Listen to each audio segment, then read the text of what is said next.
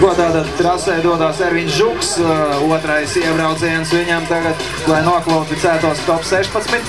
Un, protams, smukās meitenes, kuras pievienosies un izklēties mūs. Lūdzu.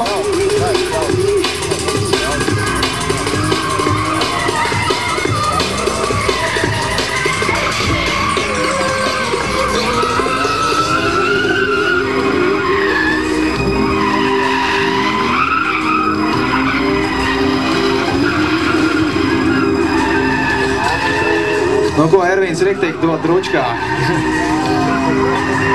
Nav ko zaudēt. Pirmais kvalifikācijas iebrauciens viņam bija lielisks. Rekā šitā sanāca sagriezties. Brauc tā kā bišķiņ ārpus trases Ervīnam izdevās izbraukt. Jā, otra kļūda no Ervīna Žuka.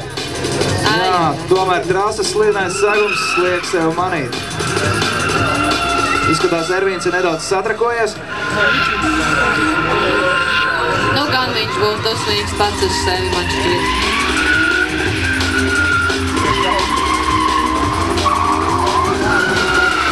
Nu jau vairs absolūti nav ko zaudēt. Ervīns iebrauc savā lielajā līkumā.